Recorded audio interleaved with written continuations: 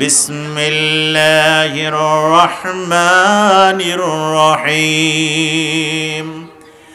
ইকরা বিসমি রাব্বিকাল্লাযী খালাক খালাকাল ইনসানা মিন আলাক ইকরা ওয়া রাব্বুকাল আকরামুল্লাযী আল্লামা বিল কলম আল্লামাল ইনসানা মা লাম ইয়ালাম। পাঁচটি আয়াত আল্লাহ রাব্বুল আলামিন নাজিল করলেন। কার উপরে এই আয়াত নাজিল হয়েছিল? কার উপরে একটু বলেন?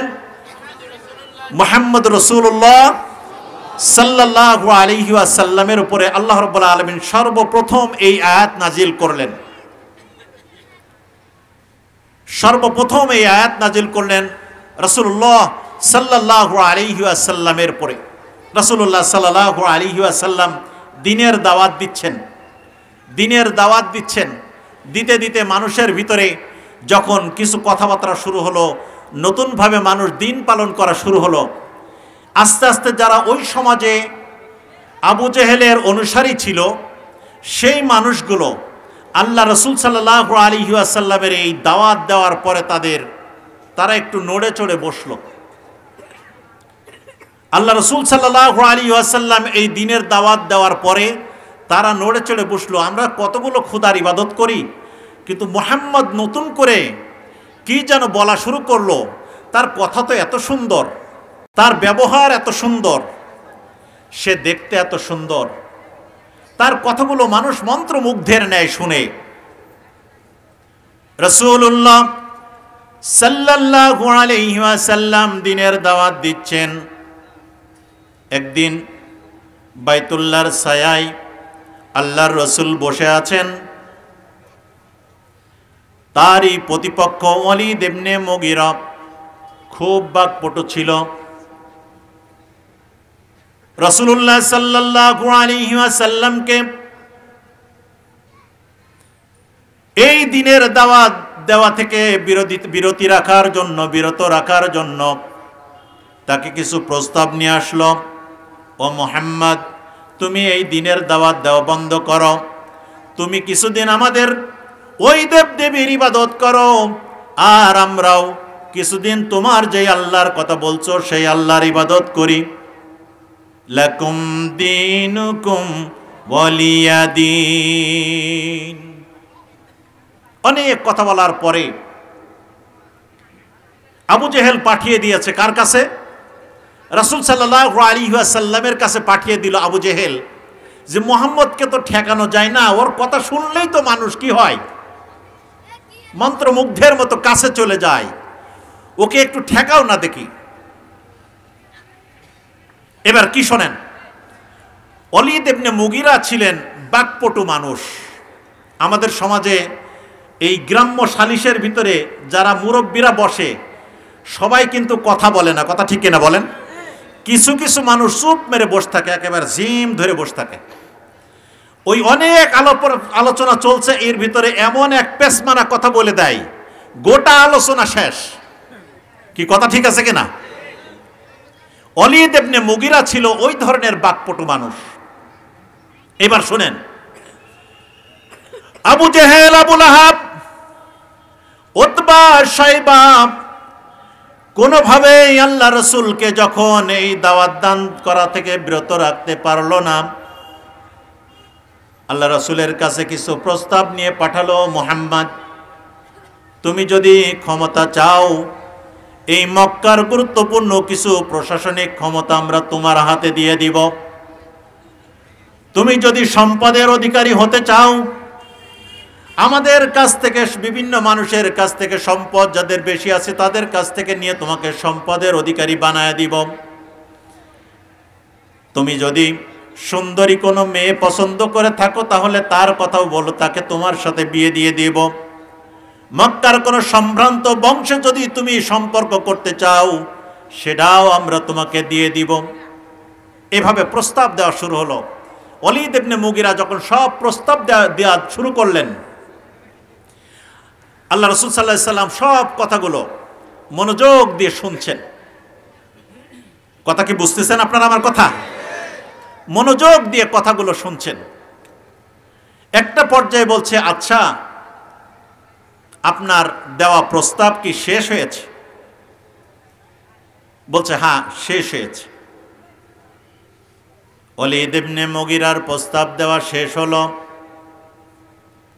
আল্লাহ রাসূল সাল্লাল্লাহু আলাইহি ওয়াসাল্লাম বললেন, শুরু করলেন এবার, তাহা মা আনজালনা আলাইকাল কুরআনা লিতাশকা।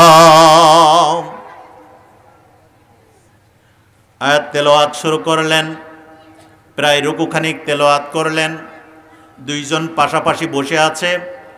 আস্তে করে ওয়ালিদ ইবনে মুগিরা আল্লাহর রাসূলের কণ্ঠের তেলাওয়াত শুনে মুগ্ধ হয়ে গেল।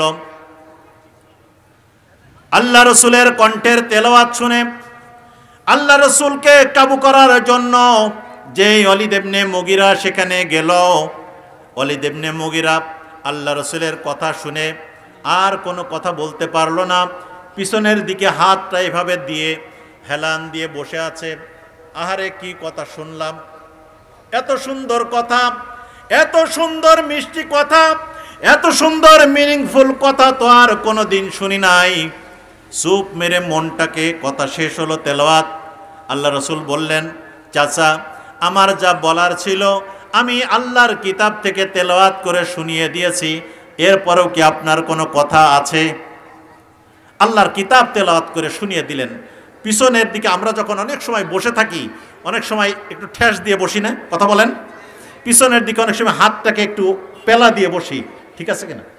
আমরা হাতটা পেলা দিয়ে বসি, পেলা দেওয়া বলে তো, পিছনের দিকে দেওয়া অথবা সাইডে দেওয়া। এই যে বসে আছেন অনেকে, এই যে মুরব্বী বসা আছে হাতটা চাপ দিয়ে। মনটা আস্তে করে, খুব গুরুত্বপূর্ণ একটা টপিকসের কথা বলছি, আপনারা একটু খেয়াল করে। আমার কথা তো বুঝতেছেন নাকি? আমাদের ঝিনাইদহ কুষ্টিয়ার ভাষা তুলনামূলক পরিষ্কার, যার কারণে না বোঝার কোনো কারণ নাই। সম্মানিত হাজিরিন, ওয়ালিদ ইবনে মুগিরা আল্লাহ রাসূলের তেলাওয়াত শুনলেন। শোনার পরে আল্লাহ জিবরাইল আলাইহিস সালামের মাধ্যমে কোরআন নাজিল করেছেন কার উপরে? একটু আওয়াজ করে বলতে হবে, কার উপরে? মুহাম্মদ রাসূলুল্লাহ সাল্লাল্লাহু আলাইহি ওয়াসাল্লামের উপরে নাজিল করেছেন। তাহলে যার উপরে কোরআন নাজিল হয়েছে স্বয়ং তিনি তেলাওয়াত করছেন। বিষয়টা কেমন? গুরুত্বপূর্ণ কিনা? রাসূলুল্লাহ সাল্লাল্লাহু আলাইহি সাল্লাম তেলাওয়াত করার পরে উনি বলছেন, এবার আবু জেহেলের কাছে উনি গেলেন। মনটা খুব খারাপ, এত বড় বাকপটু মানুষ মুহাম্মাদের কাছে পাঠাইলাম, আমি তো মনে করছিলাম যে মুহাম্মদকে কাবু করে দিয়ে এসেছেন, কিন্তু ভাবটাই যা মনে হচ্ছে। বলছে ওয়ালিদ ইবনে মুগিরা, তোমার চেহারা দেখে মনে হচ্ছে যে মুহাম্মদ যে জাদু করতে পারে সেই জাদুর প্রভাব মনে হয় তোমার উপরে পড়েছে। সবাই বলি নাউজুবিল্লাহ। এরপরে শুনছেন ওয়ালিদ ইবনে মুগিরা আল্লাহ রাসূলের কাছে, আবু জেহেলের কাছে যে এবার বলছে, ইয়া আবা জেহেল ইসমা কওলি, আমার কথা এবার শোনেন।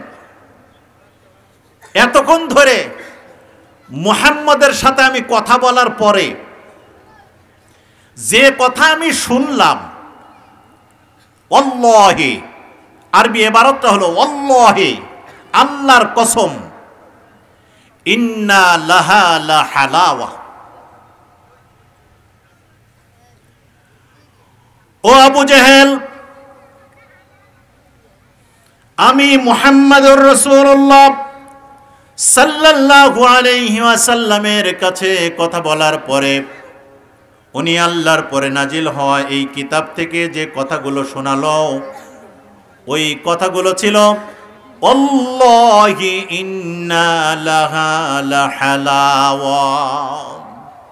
ওই কথাগুলো ছিল মিষ্টি মিশ্রিত, এত চমৎকার চমৎকার হালুয়ার টুকরার মতো মিষ্টি মিষ্টি কথা বলছিল, প্রতিটি কথা আমার হৃদয় ভেদ করে যাচ্ছিল। সুবহানাল্লাহ বিহামদি। ওয়াল্লাহি ইন্না লাহা লা হালাওয়া ওয়া ইন্না আলাইহি লা তালাওয়া। যিনি যে কথাগুলো বলছিলেন সেই কথাগুলো মনে হচ্ছে মুক্তামণি খচিত ঝিনুকের ভিতরে আল্লাহ রাব্বুল আলামিনের গোটা আসমান জমিন পরিমাণ সম্পদযুক্ত এক একটি শব্দমালা তিনি বের করছেন। সুবহানাল্লাহ। ওয়া ইন্নাহু লামুরিখ। আবু জেহেল শুনে নাও, অচিরেই, ওয়া ইন্নাহু লাহু মুরিখ, অচিরেই মুহাম্মদের পরে জিব্রাইল যেই কিতাব যেই কথাগুলো নাজিল করছেন, এই কথাগুলো যদি এইভাবে তার ধারাবাহিকতা অব্যাহত থেকে থাকে, তাহলে এই কথাগুলো পত্র পল্লবে সুশোভিত হয়ে গোটা মক্কা মদিনার সীমানা পেরিয়ে পৃথিবীর প্রান্তে প্রান্তে এই কথার আওয়াজ ছড়িয়ে যাবে। চিৎকার করে বলি সুবহানাল্লাহ। ওয়া ইন্না আলা লামুবসির। এবং এর এই গতি কেউ ঠেকিয়ে দিতে পারবে? লাইসা লাহা কালহাদা কালামুল বাশার। এটা কোনো মানুষের কথা নয়। চিৎকার করে বলি সুবহানাল্লাহ। তাহলে যেই কোরআন থেকে কাফেরের জবাব দিয়েছেন স্বয়ং আল্লাহ রাসূল সাল্লাল্লাহু আলাইহি ওয়াসাল্লাম। আরেকটি কথা বলি, আমার কথা কি আপনারা কষ্ট পাচ্ছেন? আরেকটি কথা বলি, রাসূলুল্লাহ সাল্লাল্লাহু আলাইহি ওয়াসাল্লাম একদিন বসে আছেন, আবার ওয়ালিদ ইবনে মুগীরা আল্লাহ রাসূলের দরবারে আসলেন।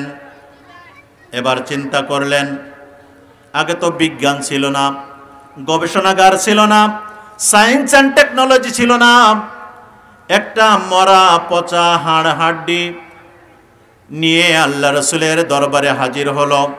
হাতের পরে ওই ওয়ালিদ ইবনে মুগীরা হাড় হাড্ডিগুলো হাতের পরে নিয়ে এটাকে গুঁড়া ছাতুর মতো করে ফেললেন, গুঁড়া করে ফেললেন, তুষ করে ফেললেন, ফু দিলেন, বাতাসের সাথে উড়িয়ে দিলেন, বাতাসের সাথে মিশে চলে গেল। আল্লাহ রাসূলকে বললেন, ও মুহাম্মদ, আয়াহসাবুল ইনসানু আল্লান নাজমা'a ইযামা।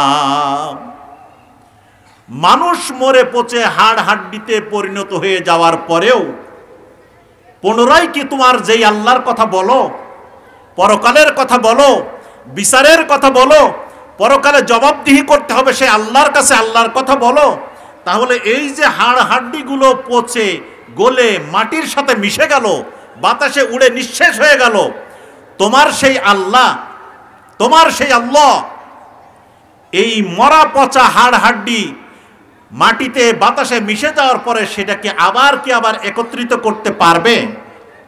আমি এই নোয়াখালীবাসীর কাছে জিজ্ঞাসা করতে চাই, আজকে আমরা যেই ফোরামে আছি, যেই বডির স্ট্রাকচার মরে যাওয়ার পরে মাটির সাথে মিশে যাওয়ার পরে আপনার আল্লাহ, আমার আল্লাহ কি এই স্ট্রাকচারকে আবার পুনরায় পুনর্জীবিত করতে পারবেন কিনা?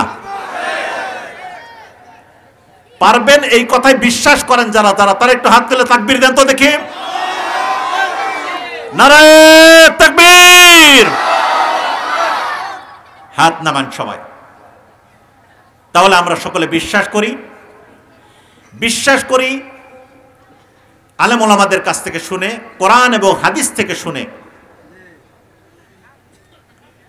কিন্তু আজ থেকে ১৫০০ বছর পূর্বে যখন বিজ্ঞানাগারের কোনো গবেষণা ছিল না, জানার মতো মানুষের কোনো নলেজ ছিল না, সেই সময় যখন আল্লাহ রাসূলকে এই প্রশ্ন করা হলো, আল্লাহ রাব্বুল আলামিন কোরআনুল কারীমের ভিতরে কি সুন্দর করে সূরা কিয়ামার ২য়-৩য় নম্বর আয়াতে আল্লাহ রাব্বুল আলামিন সুন্দর করে বলে দিলেন, কাফেরের প্রশ্নের জবাবে, সুয়ালে মুকাদ্দারের জবাবে আল্লাহ রাব্বুল আলামিন বলে দিলেন, আয়াহসাবুল ইনসানু আল্লান নাজমা'a ইযামা বালা কাদিরিনা আলা আন নুসাব্বিয়া বানানা। কাফেরেরা প্রশ্ন করলো, মুহাম্মদ, সবাই বলি সাল্লাল্লাহু আলাইহি ওয়াসাল্লাম, মানুষ মরে পচে হাড় হাড্ডিতে পরিণত হয়ে যাওয়ার পরে তোমার ওই আল্লাহ এই মরা পচা হাড় হাড্ডি কি আবার পুনর্বিন্যাস করতে পারবে? সুয়ালে মুকাদ্দারের জবাবে আল্লাহ রাব্বুল আলামিন আরশে মুআল্লা থেকে জিবরাইল আলাইহিস সালামের মাধ্যমে গোটা দুনিয়ার কাফের সম্প্রদায়, গোটা দুনিয়ার ম্যানকাইন্ডের পরে যাদের বুদ্ধি বিবেক আছে তাদের জন্য জানিয়ে দিলেন, শুধু পারবেন তো শুধু পারবেনই না, বালা কাদিরিনা আলা আন নুসাওয়িয়া বানানা।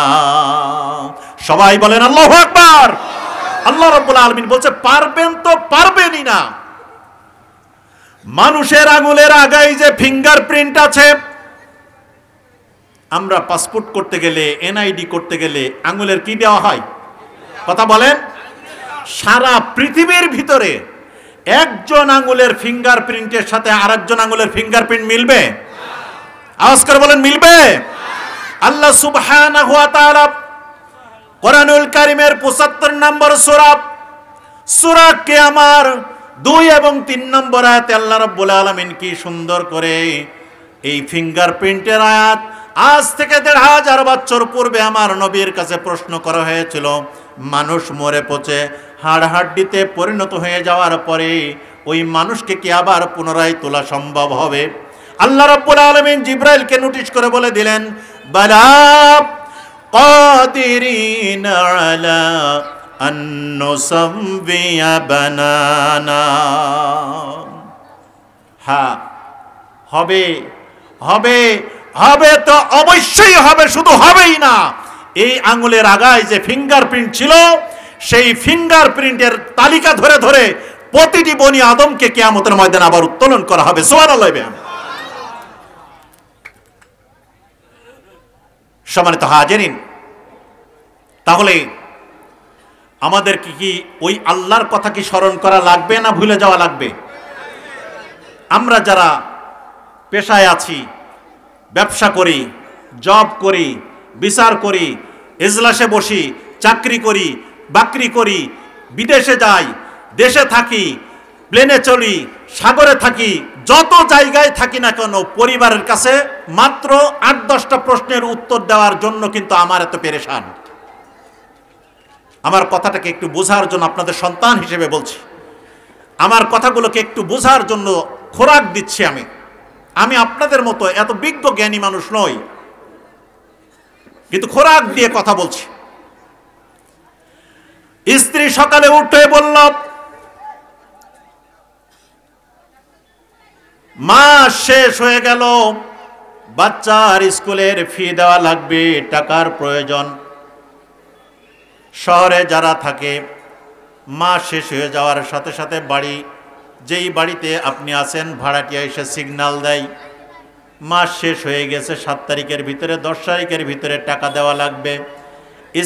স্বামী যখন ব্যবসায় চলে গেল, অফিসে চলে গেল, চাকরির জায়গায় চলে গেল, ওই সময় স্ত্রী বলে দিল আগামী ১০ তারিখের ভিতরে বিদ্যুৎ বিল দেওয়া লাগবে, ঘরের ভাড়া দেওয়া লাগবে, পানির বিল দেওয়া লাগবে, স্কুলের ছেলের বেতন দেওয়া লাগবে, মেয়ের চিকিৎসা খরচ লাগবে, আমাদের খাওয়া দাওয়ার জন্য টাকা পয়সা লাগবে। কথা ঠিক কিনা বলেন? এই ৫-৭টা ১০টা প্রশ্নের উত্তর দেওয়ার জন্য আপনার আমার কলিজা ছিঁড়া সন্তান বাংলাদেশ থেকে হাজার হাজার মাইল দূরে যে এইবার হজ করতে যেয়ে দেখলাম, আরে ৫২ ডিগ্রি সেলসিয়াস তাপমাত্রা। কত ডিগ্রি? ৫২ ডিগ্রি সেলসিয়াস তাপমাত্রার ভিতরে আমার আপনার কলিজার টুকরা সন্তান, যারা গ্রামে কাজ করতো না, রাস্তায় রাস্তায় ঘুরে বেড়াতো, এই ছেলেগুলা মসজিদে নববী এবং হারামের যে চত্বর, ওখানে তো পানি এবং ছায়া বলতে কিছু নাই। ৪২ ডিগ্রি তাপমাত্রা হলো মাথার উপরে, এরপরে দাঁড়িয়ে আছে হলো পিচ ঢালা কালো রোডের উপরে, একটা সিঙ্গেল ড্রেস পরানো, পার বোঝা থেকে মাথা পর্যন্ত তার ভিতরে বাতাস ঢোকার কোনো সুযোগ নাই। আমার মনে হয় যে ওর গোটা শরীরটা প্রতিদিন একবার করে সিদ্ধ হয়। পরিবারের মুখে একটু হাসি ফুটানোর জন্য আমার কলিজার টুকরা সন্তান ৪০ তলা ৫০ তলা বিল্ডিং এর পরে মাজায় রশি বেঁধে সে পরিশ্রমের কাজ করে, রাস্তায় দাঁড়িয়ে দাঁড়িয়ে ঝাড়ু দেয়, অনেক কষ্টের হাট পরিশ্রম করে। ৫-৭টা প্রশ্নের উত্তর দেওয়ার জন্য স্ত্রী, সন্তান, পিতামাতার মুখে একটু হাসি ফোটানোর জন্য যদি সন্তানের এই পেরেশানি হয়, এত পরিশ্রম হয়, যার জন্য পরিশ্রম করলাম, মরে যাওয়ার পরে আল্লাহর বিচার যখন শুরু হয়ে গেল, আল্লাহ রাব্বুল আলামিন তার কোরআনের ভিতরে বলছেন, ইয়াউমা ইয়াফিরুল মারউ মিন আখি। সেই দিন ভাই ভাইয়ের পরিচয় দিবে না, বোন বোনের পরিচয় দিবে না। যেই কলিজার টুকরা সন্তানের জন্য আপনার ঘুম হতো না, ওই সন্তান বলবে এই বাপকে আমি চিনি না। কথা ঠিক কিনা বলেন? সেই পরিস্থিতিতে তাহলে দুনিয়ার জীবনে ৫-৭টা প্রশ্নের উত্তর রেডি করার জন্য যদি পৃথিবীর এ প্রান্ত থেকে ও প্রান্ত যে আপনাকে পরিশ্রম করতে হয়, পরিবারের মুখে হাসি ফোটাইতে হয়, তাহলে ওই আল্লাহ রাব্বুল আলামিনের কাছে যে দুনিয়ার জীবনে চলে ফিরে বেড়ানোর পরে সেই আল্লাহর কাছে যাওয়ার আগে কি আমার প্রশ্নের উত্তর রেডি করা লাগবে না লাগবে না? রেডি করা লাগবে। তাহলে যদি রেডি করতে হয়, তাহলে আল্লাহ রাব্বুল আলামিনের ইবাদত আমাদেরকে করতে হবে। আমরা করব ইনশাআল্লাহ। আমি খুবই খুশি হয়েছি, আমাদের প্রিয় ভাই, আমাদের সমস্ত ব্যারিস্টার মহোদয় আছেন, আমাদের সমাজের বিভিন্ন পর্যায়ে দায়িত্বশীল ব্যক্তিরা আছেন, এত চমৎকার আয়োজন করেছেন। আমি নিজে আপনাদের এখান থেকে অনুপ্রাণিত হয়েছি। এই প্রজেক্টটা আমি আমার গ্রামেও চালু করব ইনশাআল্লাহ, যদি আল্লাহ রাব্বুল আলামিন কবুল করেন। কি সুন্দর! এই প্রশ্নের উত্তরগুলো আমাদেরকে আল্লাহর কাছে রেডি করতে হবে। আমরা রাজি আছি ইনশাআল্লাহ? ক্বালা রাসূলুল্লাহ সাল্লাল্লাহু আলাইহি ওয়াসাল্লাম, লা তাযুলু কদমা ইবনি আদম হাত্তা ইউসআলা আন খামসিন, আন উমরিহি ফিমা আফনাহু, ওয়া আন শাবাবিহি ফিমা আবলাহু, ওয়া আন মালিহি মিন আইনা ইকতাসাবাহু, ওয়া ফিমা আনফাকাহু, ওয়া মা আমিলা ফিমা আলিমা। রাওয়াহু তিরমিজি আও কামা ক্বালা আলাইহিস সালাতু ওয়াস সালাম। আব্দুল্লাহ ইবনে মাসউদ রাদিয়াল্লাহু তাআলা আনহু বর্ণনা করছেন, তিরমিজি শরীফের ২য় নম্বর খণ্ডের ২৭২৮ নম্বর হাদিসে উল্লেখ করা হলো, আখিরাত অধ্যায়ে আল্লাহ রাব্বুল আলামিন তার নবীর মাধ্যমে জানালেন ৫টি প্রশ্নের উত্তর। কয়টা প্রশ্নের উত্তর? ৫টি প্রশ্নের উত্তর দেওয়ার পূর্বে বনি আদমকে কিয়ামতের ময়দানে ১ ইঞ্চি পরিমাণ সামনের দিকে অগ্রসর হতে দেওয়া হবে না। কয়টা প্রশ্ন? ৫টি প্রশ্নের উত্তর দেওয়ার পূর্বে বনি আদমকে কিয়ামতের ময়দানে অগ্রসর হতে দেওয়া হবে না। তার ১ নম্বর প্রশ্ন, আমাদের স্ত্রী, পুত্র, সন্তান মিলে যদি ৮-১০টা প্রশ্ন করে, আল্লাহ রাব্বুল আলামিন তার নবীর মাধ্যমে বলছেন কয়টা প্রশ্ন? কয়টা? ৫টি প্রশ্নর। আপনারা আমাকে একটু উত্তর দিবেন। মাইকে আমার এমনি কথা বলতে খুব প্রেসার দিতে হচ্ছে, মাইক আমার কথা টেনে নেয় না, আমাকে চাপ দিতে হচ্ছে। লং টাইম আসলে কথা বলা যায় না, প্রেসার দিয়ে বেশি টাইম কথা বলা যায় না। সাউন্ড সিস্টেমটা নিশ্চয় বাইরে থেকে শোনা যাচ্ছে, কিন্তু আমার কানে কথা আসছে না। যাই হোক, আপনারা কি শুনতে পারেন আমার কথা? সম্মানিত হাজিরিন, রাসূল সাল্লাল্লাহু আলাইহি ওয়াসাল্লাম বলছেন, মানুষ মরে যাওয়ার পরে, কবরে রাখার পরে, সল জবাব হয়ে যাওয়ার পরে ৫টি প্রশ্নের উত্তর দিতে হবে। কয়টা? ১ নম্বর প্রশ্ন, আন উমরিহি ফিমা আফনাহু, শ্বাস যেদিন তোমাকে আমি দিয়েছিলাম আর যেদিন তোমার শ্বাস আমি অফ করে দিয়েছি, অর্থাৎ জন্ম থেকে মৃত্যু পর্যন্ত গোটা জিন্দেগিটা তুমি কিভাবে ব্যয় করে এসেছো, গোটা জিন্দেগিতে কিভাবে আমল করে এসেছো, তার একটি জবাব তুমি আমাকে দাও। এই প্রশ্নটা চাইবে, উত্তরটা চাইবে কে? একটু কণ্ঠ উঁচু করে বলেন, চাইবেন কে? আল্লাহ সুবহানাহু ওয়া তাআলা চাইবেন যে গোটা জিন্দেগিটা, জন্মের পর থেকে মৃত্যু পর্যন্ত গোটা জিন্দেগিটা কোন পথে ব্যয় করেছো তার একটু উত্তর দাও।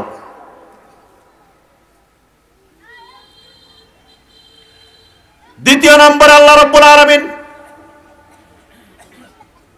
বান্দাকে প্রশ্ন করবেন, ওয়ান শাবাবিহি ফিমা আবলাহু, তোমার এই জীবনের ভিতরে আমি একটি গোল্ডেন এজ দিয়েছিলাম, যুবক বয়স দিয়েছিলাম, এখনই যৌবন বয়স যার, যুদ্ধে যাওয়ার সময় তো তার। জীবনে উত্থান এবং পতন, ধ্বংস এবং বিনির্মাণ করার জন্য প্রত্যেক মানুষের জীবনে একটি যৌবন বয়স আসে। 18 পর থেকে 35-40 পর্যন্ত এই সময়টা আল্লাহ রাব্বুল আলামিন বললেন, তার নবীর মাধ্যমে জানালেন, ওয়ান শাবাবিহি ফিমা আবলাহু, তোমাকে আমি একটি যৌবন বয়স দিয়েছিলাম, এই যৌবন বয়সে তুমি কি কি কাজ করেছিলে, কোথায় গোপন গভীর রজনীতে কার সাথে পরকীয়া করেছিলে, কাকে খুন করার পরিকল্পনা করেছিলে, কার পরে জুলুম করার সিদ্ধান্ত নিয়েছিলে, কার বাড়িতে গোপনে চাঁদাবাজি করেছিলে। তোমার কাছে মনে হয় তোমার মতো ফেরেশতার মতো মানুষ আর এই এলাকায় নাই, কিন্তু আমি আল্লাহ রাব্বুল আলামিনের কাছে গোপন এবং প্রকাশ্য সব খবর আমি আল্লাহ রাব্বুল আলামিনের কাছে রেকর্ড আছে। ওয়ান শাবাবিহি ফিমা আবলাহু, যৌবন বয়সটাকে তুমি কিভাবে ব্যয় করে এসেছিলে, ওই যৌবন বয়সের হিসাব তুমি আমার কাছে পেশ করো। আল্লাহ রাব্বুল আলামিন তার হাবিবের মাধ্যমে অন্য একটি হাদিসের ভিতরে বলছেন, কিয়ামতের ময়দানে যখন আরশের ছায়া ছাড়া, আল্লাহ রাব্বুল আলামিনের সেই আরশের ছায়া ছাড়া কিয়ামতের ময়দানে আর সেখানে কোনো ছায়া থাকবে না। সাবাতুন ইউযিল্লুহুমুল্লাহু ফি যিল্লিহি ইয়াওমা লা যিল্লা ইল্লা যিল্লুহু, ইমামুন আদিলুন, তার এক নম্বর হলো ন্যায়পরায়ণ শাসক। ওয়া শাবুন নাশাআ ফি ইবাদাতিল্লাহ, ওই যুবক যে গভীর রজনীতে, যখন মানুষের ইয়াং জেনারেশন ফেসবুক টিপাটিপিতে হাতের আঙুল দিয়ে জিনা করে, হাতের আঙুলের সাথে তার চোখ জেনা করে, চোখের সাথে সাথে তার মেধা জেনা করে, মেধার জেনা করার সাথে সাথে তার আত্মা জেনা করে, আত্মা জেনা করার সাথে সাথে তার যৌনাঙ্গ জেনা শুরু করে। কথা ঠিক কিনা বলেন?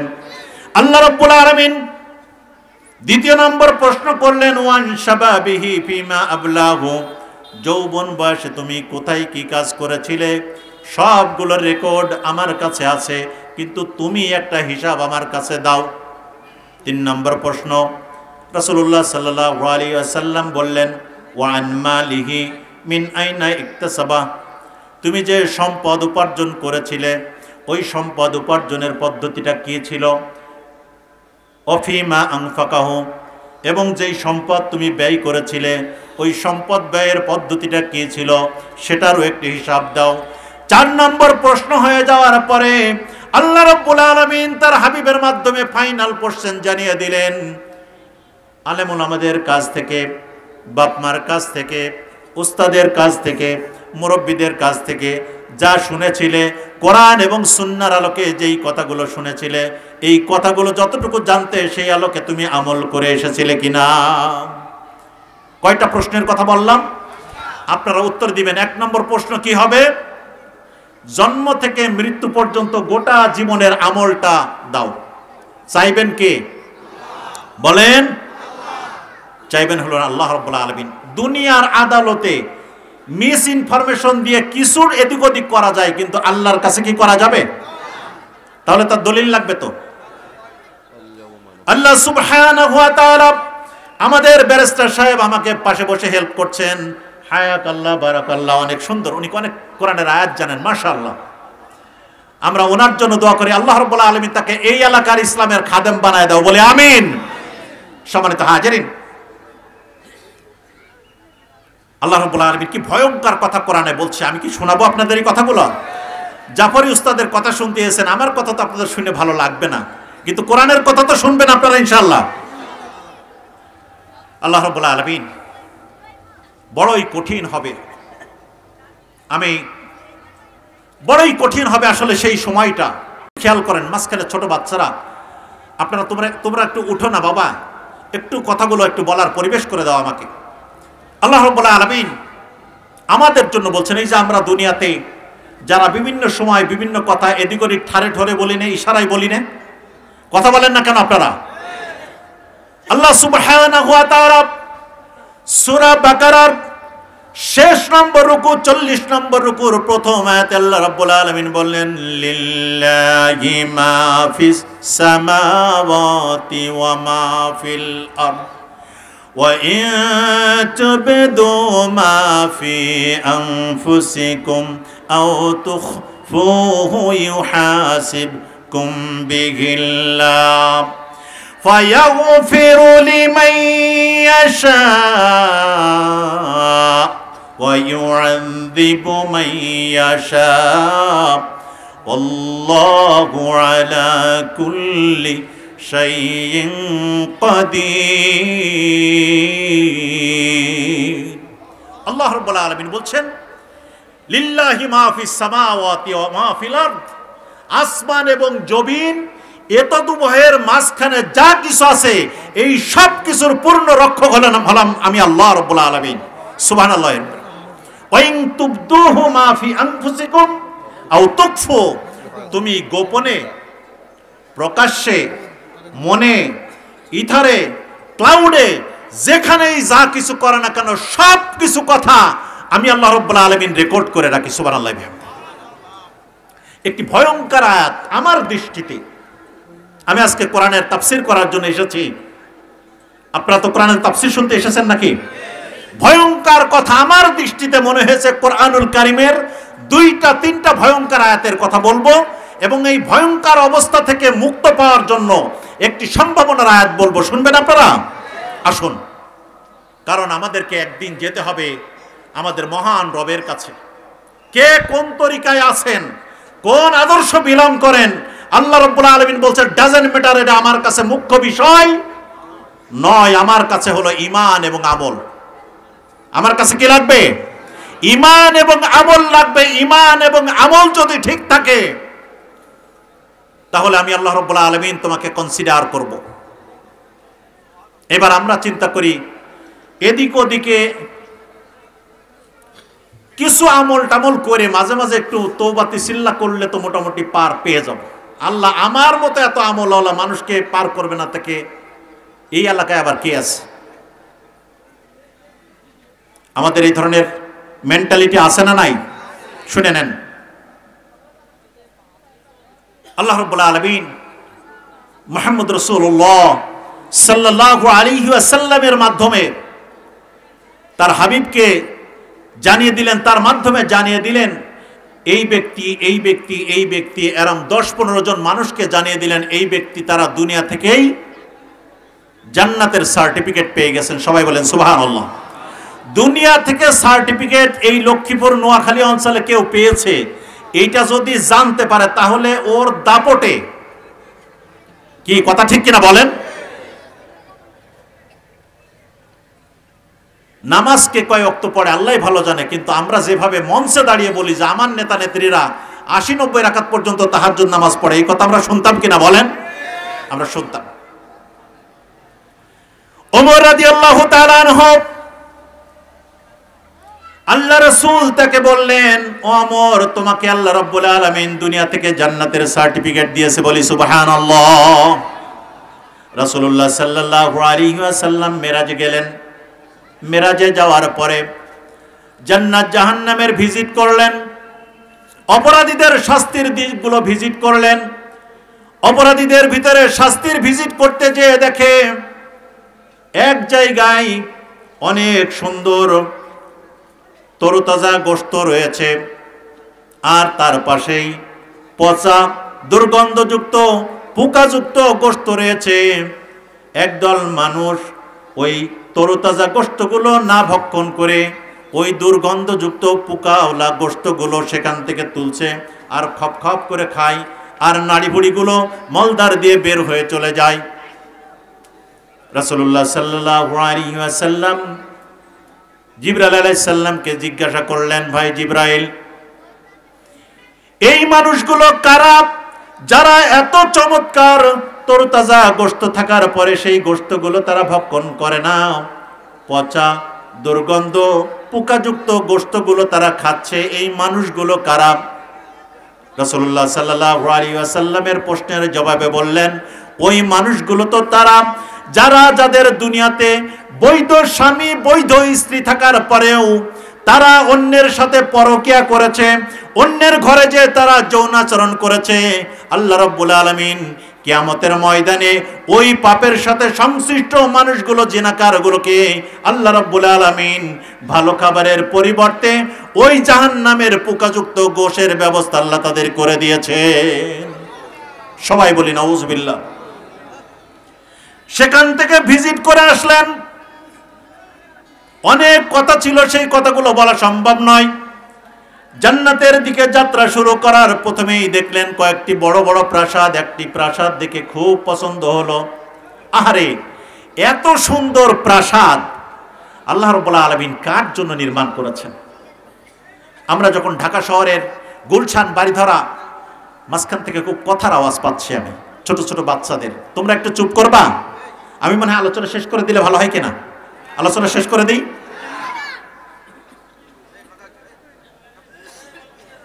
আল্লাহ রাব্বুল আলামিন রাসূলুল্লাহ সাল্লাল্লাহু আলাইহি ওয়াসাল্লাম, জি চুপ করেন আপনারা সকলে, আমরা চুপ করেন, কথাটা আমরা শুনে নিই।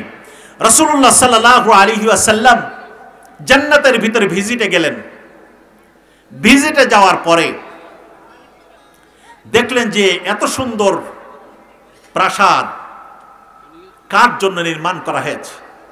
জিবরাইল আলাইহিস সালামকে জিজ্ঞাসা করলেন, ভাই জিবরাইল, এত সুন্দর প্রাসাদ আল্লাহ কার জন্য বানিয়েছেন? জিবরাইল আলাইহিস সালামের প্রশ্নের জবাবে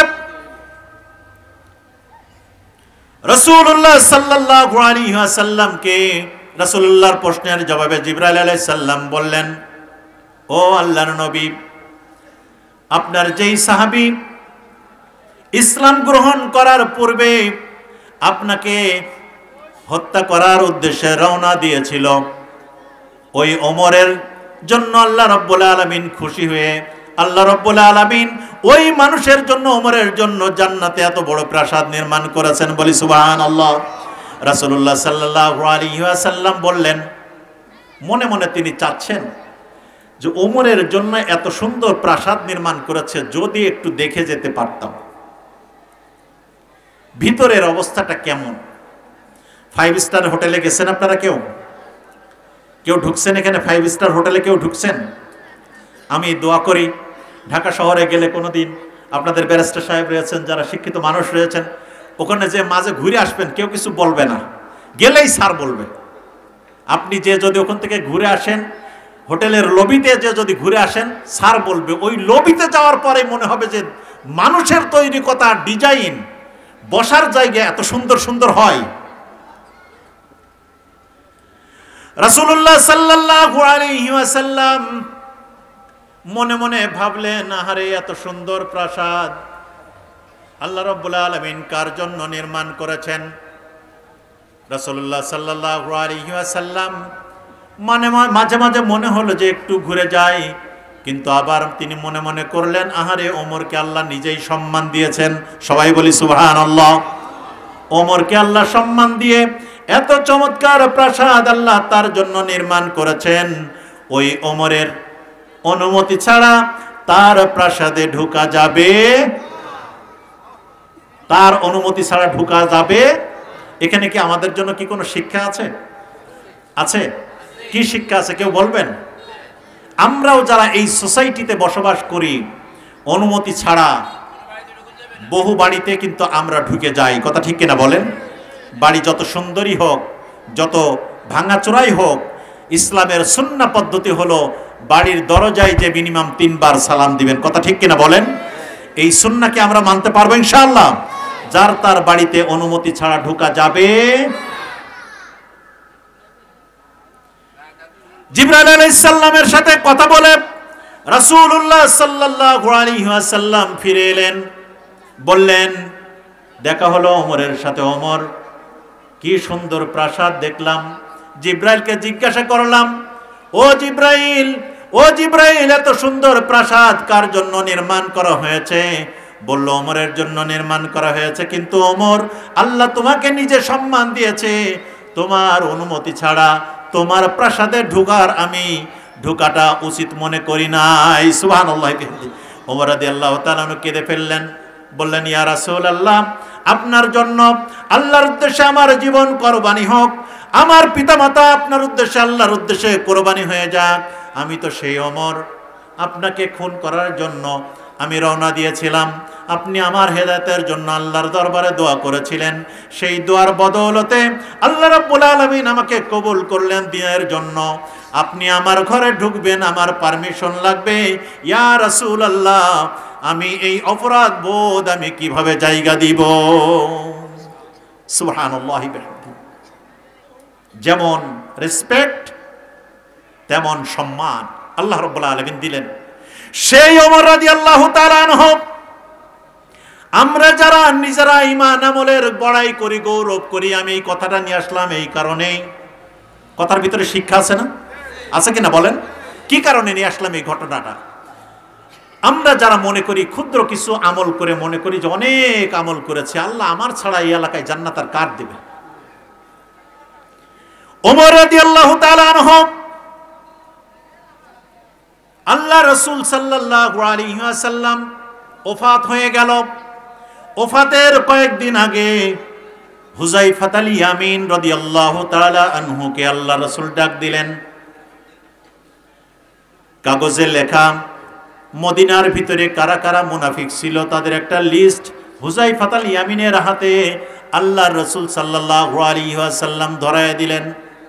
বললেন, তুমি এটা গোপনে রেখো, কাউকে দেখায়ও না, কিন্তু তুমি জেনে রাখো এই এই মানুষগুলো মদিনার ভিতরে তারা মুনাফিক। ওমর রাদিয়াল্লাহু তাআলা আনহু এটা কেমনে কেমনে জানছেন? খলিফাতুল মুসলিমিন, দ্বিতীয় খলিফা ইসলামের ওমর রাদিয়াল্লাহু তাআলা আনহু গভীর রাত্রের, সৌদি আরবে আপনারা যারা গেছেন দেখবেন একটু ভোর রাত্রে, একটু বেশি রাত্রে ফজরের নামাজ হয়। আমাদের দেশে তো একটু বেশি দেরিতে, এখন প্রায় ৫:৫০-৫৫তে জামাত হচ্ছে, কথা ঠিক কিনা বলেন? আর সৌদি আরবে ৫টার দিকেই জামাত হয়ে যায় এখনকার এই টাইমে, অর্থাৎ প্রায় ১ ঘন্টা আগে জামাত হয়। নামাজ আদায় করলেন, আস্তে করে কাউকে কিছু না বলে হুযায়ফা ইবনে ইয়ামিনের বাড়িতে গেলেন। আস্তে যেয়ে তালিকা রেখেছেন আল্লাহ রাসূল সাল্লাল্লাহু আলাইহি ওয়াসাল্লাম যেন বিয়াদবি না হয়। হুযায়ফা আল ইয়ামিনকে আস্তে করে ডাক দিয়ে বললেন, ভাই হুযায়ফা আল ইয়ামিন, আল্লাহ রাসূল সাল্লাল্লাহু আলাইহি ওয়াসাল্লাম মদিনার এই জায়গাতে এই এরিয়ার ভিতরে কিছু মুনাফিকের নাম উল্লেখ করে দিয়েছেন। তোমাকে আমাকে একটু বলবে ওই নামের তালিকার ভিতরে আমি ওমরের নামটা আছে কিনা, তুমি আমাকে একটু বলবে। সুবহানাল্লাহ। যাকে দুনিয়া থেকে আল্লাহ রাব্বুল আলামিন তার নবীর মাধ্যমে জান্নাতের সার্টিফিকেট দিলেন, এই আমলাওয়ালা মানুষ বলে যে আমার ভিতরে আমার নামের এই তালিকার ভিতরে আমার নামটা আছে কিনা একটু বলবে। কি সতর্কতা! সেই ওমর রাদিয়াল্লাহু তাআলা আনহু আবু বকর রাদিয়াল্লাহু তাআলা আনহুকে বললেন, ও আমার ভাই আবু বকর,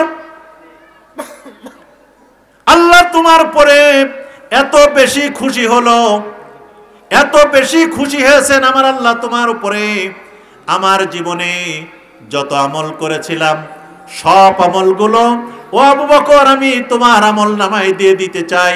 শুধুমাত্র মক্কা থেকে যেই রাত্রে আল্লাহ রাসূল হিজরত করে মদিনার উদ্দেশ্যে পাড়িয়েছিলেন, ওই যাওয়ার এই সময়ের ভিতরে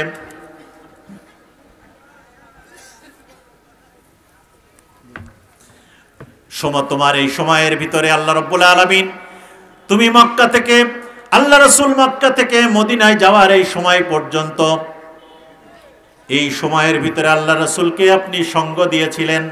ওই সঙ্গ দেওয়ার সময় ওই সময় আল্লাহ রাব্বুল আলামিন আবু বকর আপনার পরে যে খুশি হয়েছিলেন, ওই সময়ের আমলের যে বরকত আল্লাহ রাব্বুল আলামিন দান করেছিলেন, সারা জীবনের আমলের কোনো প্রয়োজন নাই, আমি ওমরের জীবনের গোটা জিন্দেগীর আমল সব আপনার জন্য ওয়াকফ করে দিব। শুধু মক্কা থেকে মদিনায় হিজরত করার ওই সময় আল্লাহ আপনার পরে যে খুশি হয়েছিলেন, ওই সময়ের আমলটুকু আপনি আমাকে একটু দান করে দেন। বলি সুবহানাল্লাহ। আল্লাহ সুবহানাহু ওয়া তাআলা এত সতর্কবান মানুষের ভিতর থেকে আমাদেরকে যারা ইসলাম দিয়ে গেলেন, আমরা যারা দুনিয়ার এই জীবনে চলাফেরা করি, ভাইয়েরা আমার, বন্ধুরা আমার, মুরব্বীরা আমার, বাবারা আমার, আমরা যদি স্বীকার করে নিই, খেয়াল করি, আমাদের এই সকল কর্মকাণ্ড আল্লাহ রাব্বুল আলামিন পর্যবেক্ষণ করছেন। কেমন পর্যবেক্ষণ করছেন শুনে নেন। এই আয়াতগুলো বলে আমি শেষ করব। আমি কি শেষ করে দিব আলোচনা ইনশাআল্লাহ? আমি কয়েক মিনিট কথা বলে শেষ করব ইনশাআল্লাহ।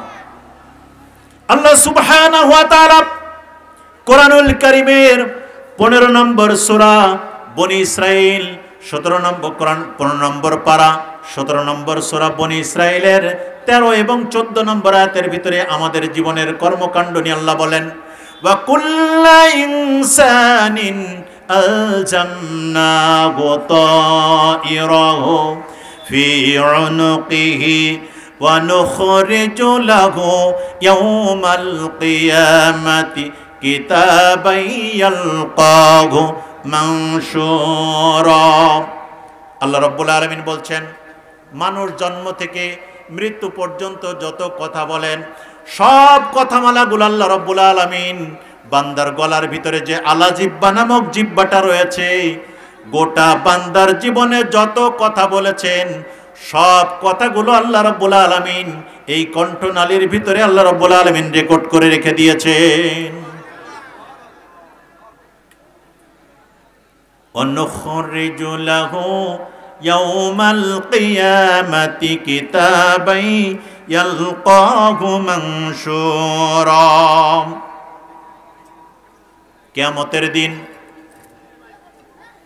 প্রত্যেক বনি আদম জন্ম থেকে মৃত্যু পর্যন্ত, একটু খেয়াল করি, জন্ম থেকে মৃত্যু পর্যন্ত একজন মানুষ জীবনে যেখানে যা কথা বলেছে সব কথাগুলো কি আল্লাহ কি রেকর্ড করে রাখতে পারেন? বিশ্বাস আছে? সব কথাগুলো আল্লাহ রেকর্ড করে রাখতে পারেন। সেই আল্লাহ রাব্বুল আলামিন কি বলছেন?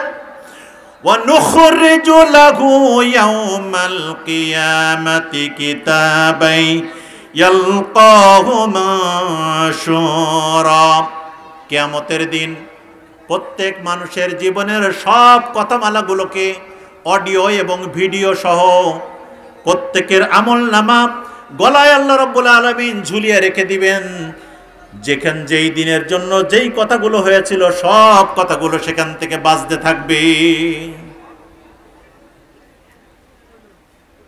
আল্লাহ রাব্বুল আলামিনের পরের আয়াতে বলছেন 14 নম্বর আয়াতে, ইকরা কিতাবাকা, পড়ো তুমি তোমার আমলনামা, ওয়া কাফা বিনাফসিকা আল ইয়াউমা আলাইকা হাসিবা, পড়ো তুমি তোমার আমলনামা আর তুমি তোমার নিজেকে জিজ্ঞাসা করো আজকে তুমি জান্নাতে যাবে না জাহান্নামে যাবে। ডিসিশন আপ টু ইয়ার্স, সিদ্ধান্ত তোমার, এখানে আমার কোনো ইন্টারফেয়ার করার কোনো সুযোগ নাই।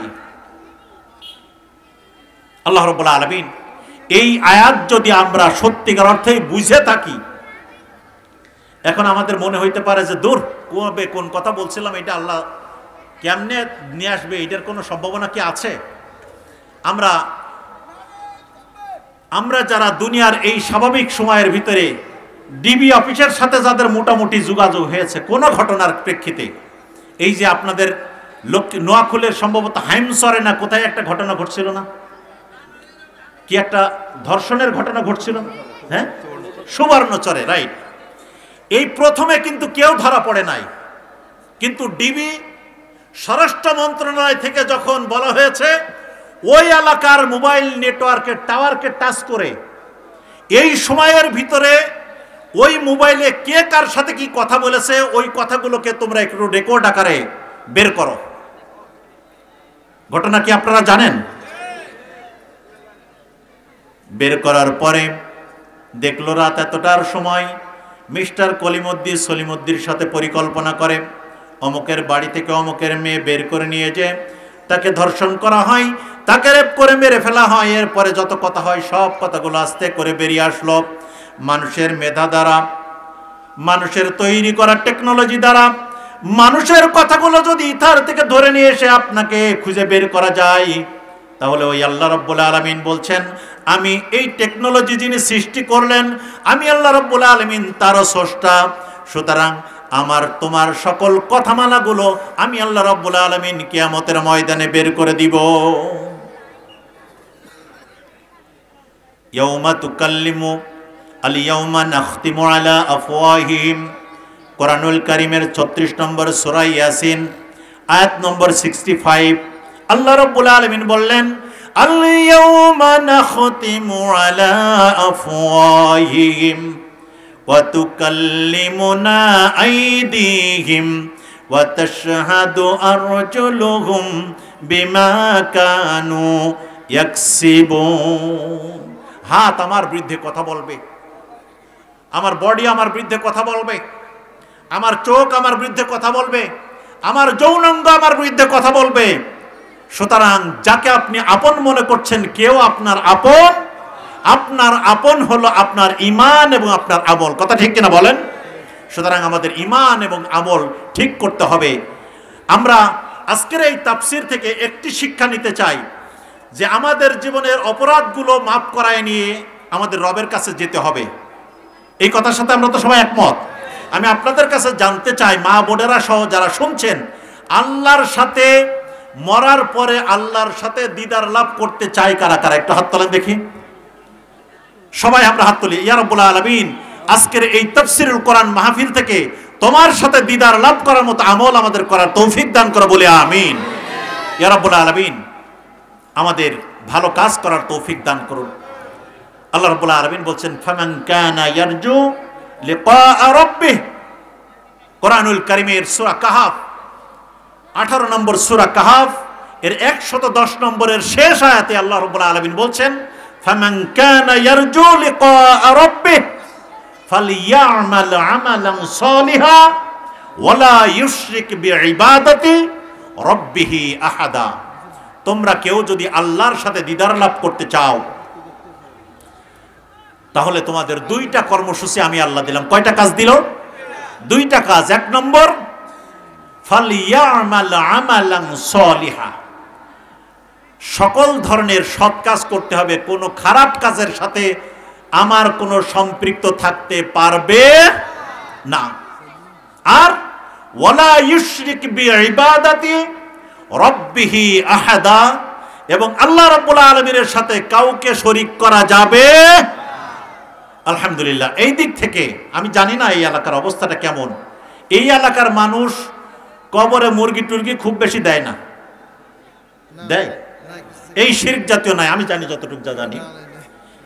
আমাদের সহ উত্তরবঙ্গের এই যে ব্রাহ্মণবাড়িয়া এরিয়াতে, সিলেট এরিয়াতে এবং এই খুলনা বেল্টের কিছু এরিয়াতে, আহারে খান জাহান আলীর মাজারে যে, শাহজালালের মাজারে যে মহিলা পুরুষদের কি যে অবস্থা, মনে হয় যে খান জাহান আলী তার ছেলে দেওয়ার জন্য, মেয়ে দেওয়ার জন্য ওখানে বসে আছে।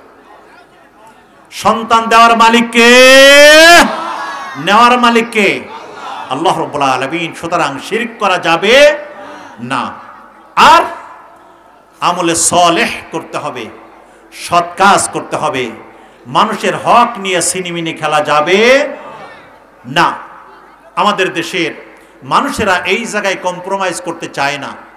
আল্লাহ রাব্বুল আলামিন করুণা করে আমার মেধা দিয়েছেন, মেধার পাশাপাশি কিছু ক্ষমতা দিয়েছেন, মেধার পাশাপাশি কিছু অর্থ দিয়েছেন, মেধার পাশাপাশি কিছু নেতৃত্ব দিয়েছেন, কর্তৃত্ব দিয়েছেন।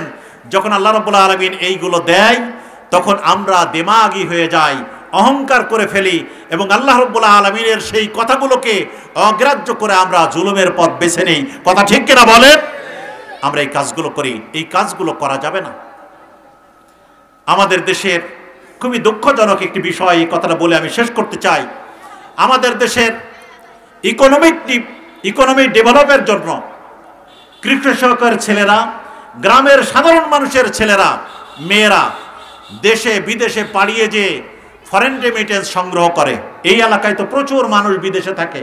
আমি যতটুকু জানি, আমি আমার নানা শ্বশুর বাড়ি ফেনীর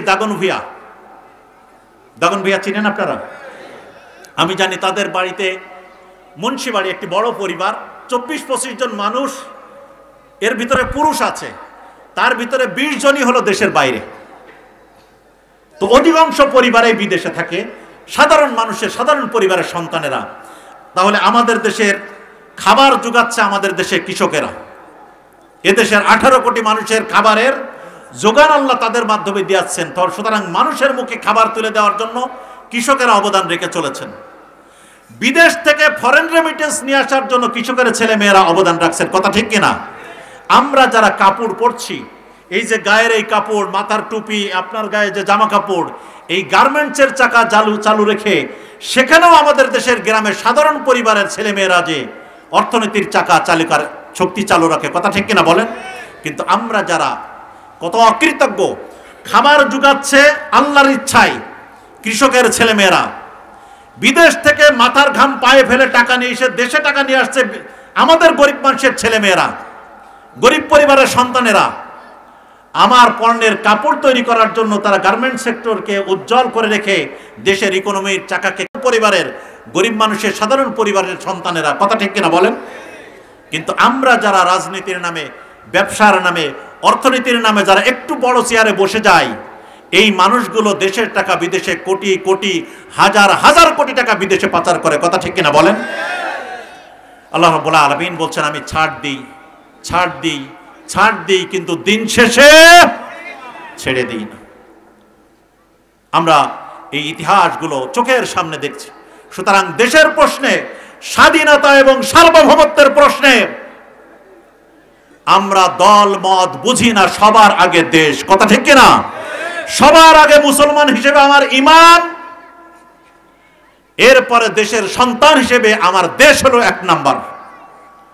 এই দেশের বিরুদ্ধে যদি কোনো ষড়যন্ত্র হয়, কোনো চক্রান্ত হয়, তাহলে দল মতের ঊর্ধ্বে এসে আমাদের সকল ষড়যন্ত্র মোকাবেলা করতে হবে। রাজি আছেন আপনারা? আলহামদুলিল্লাহ।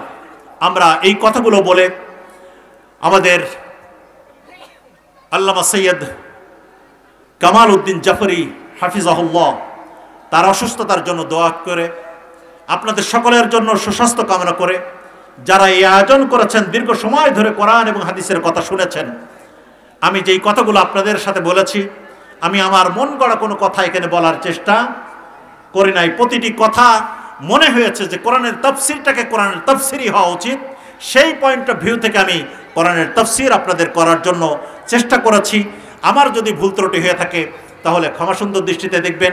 আমাদের মা বোনেরা কথা শুনেছেন, মা বোনেরা দূর দূরান্ত থেকে এসেছেন।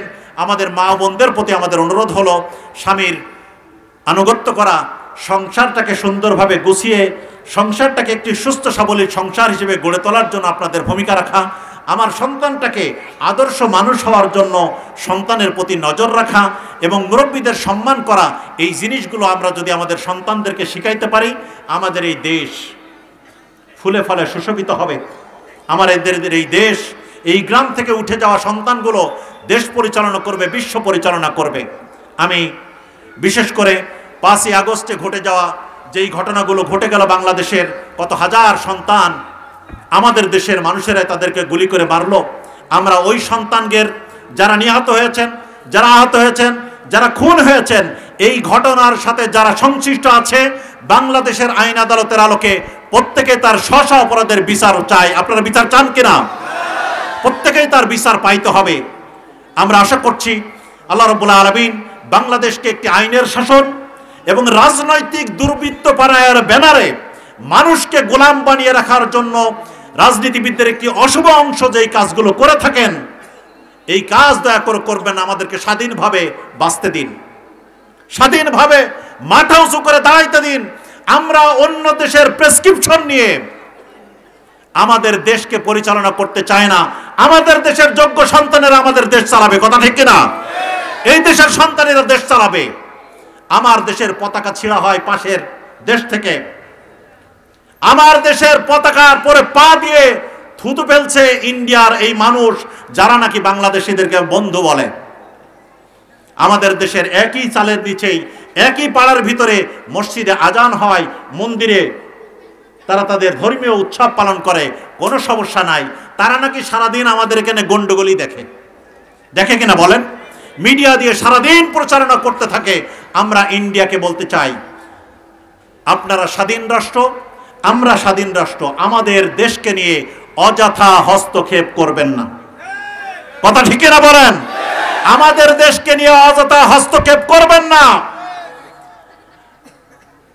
এই মোদিজি গুজরাটে 2.5 থেকে 3 হাজার মুসলমানদেরকে জীবন্ত পুড়িয়ে হত্যা করেছেন। সেখানে মসজিদগুলো এখনো বুলডোজার দিয়ে ভেঙে গুড়িয়ে দেওয়া হচ্ছে। আমাদের দেশে কিন্তু কোনো মন্দিরে আঘাত পড়ে নাই। আমরা মানুষকে বলবো কেউ আইন হাতে তুলে নিবেন না। আমরা সমতায় বিশ্বাসী, একসাথে বসবাসে বিশ্বাসী, সকল ধর্মের পরে শ্রদ্ধাশীল, কথা ঠিক কিনা বলেন? কিন্তু বাংলাদেশকে নিয়ে যদি আপনারা বেশি বাড়াবাড়ি করেন, বাংলাদেশের স্বাধীনতা যদি হুমকির মুখে পড়ে, তাহলে চিকেন নেক কিন্তু এদেশের মানুষেরা গলা টিপে ধরবে ইনশাআল্লাহ।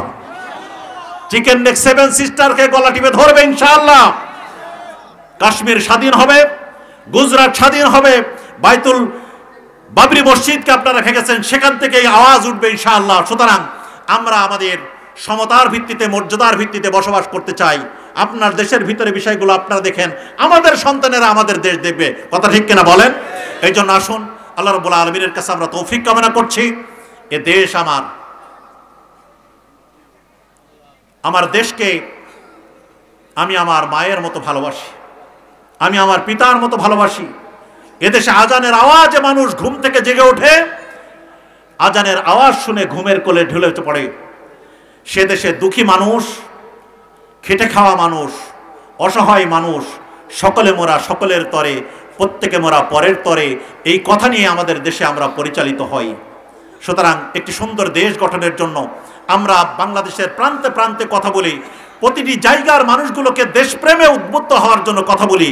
দয়া করে দুর্নীতিটাকে ছেড়ে দেন, মানুষের পরে ইনজাস্টিস করা ছেড়ে দেন, মানুষকে ইজ্জত দিয়ে কথা বলা শেখেন। আমরা এই কাজগুলো করতে পারবো ইনশাআল্লাহ। আল্লাহ রাব্বুল আলামিন আমাদেরকে কবুল করুন।